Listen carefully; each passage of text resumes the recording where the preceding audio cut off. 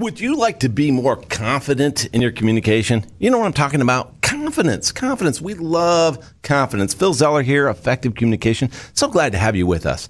As I think about people who are really effective at speaking, they're confident. They know how to get their points across. But what does it take? I have people share with me, they say, Phil, communications, presentations, still public speaking, number one fear in America. Holy cats, who would have known, right? People rather die than stand up in front of a crowd of people and speak. You know what it is? It's confidence. And how do you get confidence? How do you build confidence? What's built confidence in your life? Think about that for a moment. Where do you pull that confidence from? Now, of course, in the world of Dale Carnegie said, always speak about something in which you've earned the right. And the reason he shared that is because he wanted you to refer back to something that you're confident in. And again, he shared that. Why? Because he was a researcher and documented that's what successful people did in their communication. If they wanted to really get their point across, you had to feel that they're confident about what they're talking about. Have they done this? Have they been there? You know what I'm talking about. You listen to somebody give a presentation or communicate something, you're asking yourself, I don't know if I'm buying that. Do they really live that? Do they really know this stuff? Well, the reality is they do if they stick to what they know, what they've studied, what they've gone through, what they've experienced. That's why you think about your most compelling speakers that you've heard. They tell real-life stories, things that they've been through. And they tell it in a way that you say, wow, this person really went through this. This makes a lot of sense. So if you put in perspective, think about being confident in your communication, every communication you have, whether you're leaving a voicemail message or whether you're doing a communication via email or whether you're talking to a large group or you're in front of a meeting of a group of people or you're with a customer, whoever you're with, what you want to do is you want to be confident. Well, how does confidence demonstrate itself in communication? Really, as I've watched people, the people who are really strong in communication, they're assertive. Now, I say assertive, and I said assertive for a reason. I didn't say they were aggressive, not aggressive, assertive, big difference. Let me give an example. A leader that you work for, a leader who just comes in and screams and yells at people and gets in their face and gets in their space. Well, maybe you worked for that person before.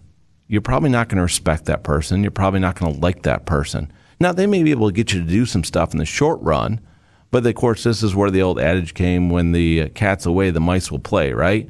Saying that when that boss is out of the room, people are talking about him behind their back, and they're basically saying, I'm not doing what that guy says to do. Why? Because he's too aggressive. He's over the top. You don't want to be over the top. What you want to be is assertive. Now, how do you be assertive in communication? Well, you get rid of the wishy-washy words. Get rid of the gray words.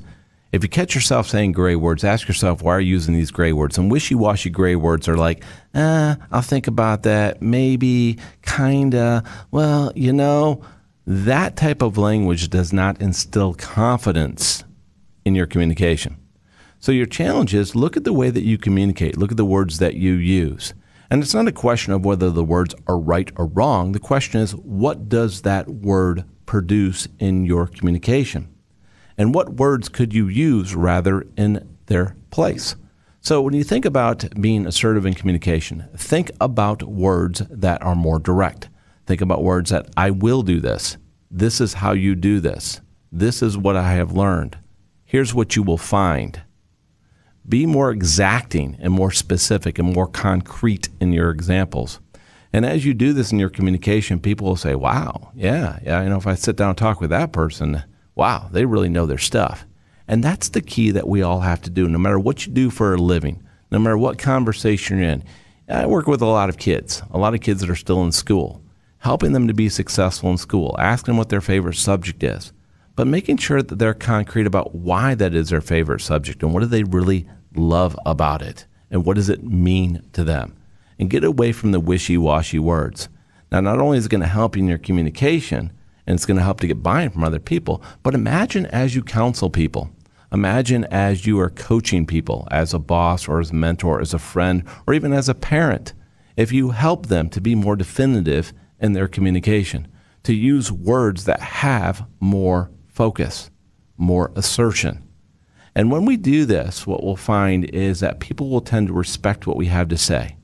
And that's what we're really looking for. You want people to take you seriously. You want people to listen to what you have to say. Become assertive in your communication. Get rid of the wishy-washy words. And what you'll find is you get more buy-in. People will listen to you, and you'll demand, through your example, more respect from others. Now go make it happen.